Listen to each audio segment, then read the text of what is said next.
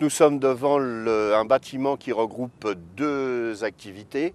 D'une part, le centre de loisirs sans hébergement qui est prévu pour 80 enfants et d'autre part, le restaurant scolaire qui est derrière moi, qui peut accueillir jusqu'à 200 élèves en deux services. Le bâtiment a été construit en 2004 et nous avions la volonté de faire un bâtiment conforme aux normes haute qualité environnementale, HQE, et donc nous avons retenu un certain nombre de cibles. Première cible au moment du chantier proprement dit. Dans l'appel d'offres, nous avions demandé aux entreprises de veiller à la qualité environnementale du chantier, c'est-à-dire propreté du chantier, mais aussi tri sélectif de tous les déchets et conforme aux normes HQE. Première cible pour le bâtiment proprement dit, l'isolation thermique.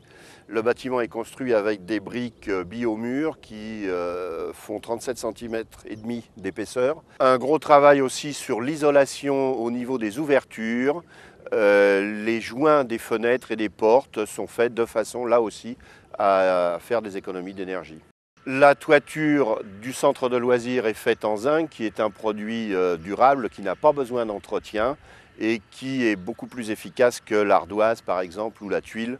Nous sommes très près de l'aéroport Charles de Gaulle avec donc de temps en temps des bruits d'avions.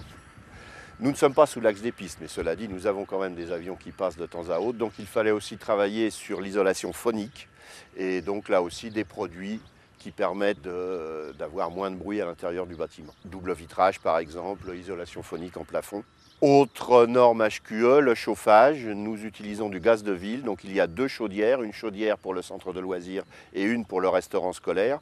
Alors donc d'une part, le surcoût de la haute qualité environnementale a été de l'ordre de 110 000 € pour un coût de bâtiment de 2 millions d'euros, donc un surcoût de l'ordre de 6%. Le bâtiment étant neuf, on ne sait pas combien l'utilisation aurait coûté si nous n'avions pas fait cette procédure HQE, mais c'est sûr qu'on fait des économies. Notre projet architectural a obtenu le premier prix de l'environnement en 2004 pour les économies d'énergie.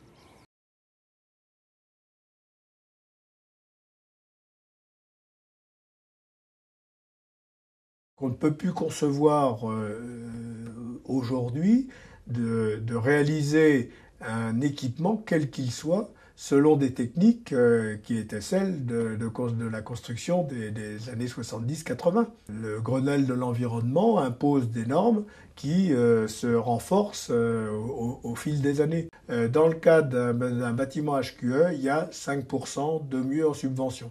Alors ça tombe bien parce que en gros entre une construction standard et un bâtiment HQE, il y a à peu près entre 7 et 10% de surcoût hein, qui s'amortissent, qu'on récupère. Mais il y a quand même un surcoût, une mise de fonds initiale. Donc comme il y a une petite subvention supplémentaire, ça couvre un petit peu la dépense supplémentaire. Mais c'est aussi une politique globale sur la commune. Et quand on fait de la voirie, eh bien là aussi, alors déjà on est tenu à des normes de mobilité pour les personnes, enfin d'accessibilité pour les personnes à mobilité réduite, ça c'est la loi, mais on s'arrange aussi pour que les réalisations soient faites qualitativement aussi. Et pour poursuivre sur l'exemple de voirie, HQE, développement durable et économie d'énergie, on est en train de passer la commune et les lampadaires, enfin l'éclairage de la commune avec des économiseurs d'énergie, et notamment grâce à ce qui avait été présenté à la Maison de l'Environnement, on a utilisé retenu dans le programme de cette année dont on vient d'attribuer le marché, un système qui avait été présenté par des entreprises qui étaient venues faire une exposition. Donc vous voyez, c'est une politique globale qui est, le HQE est dans une politique globale de développement durable et d'environnement.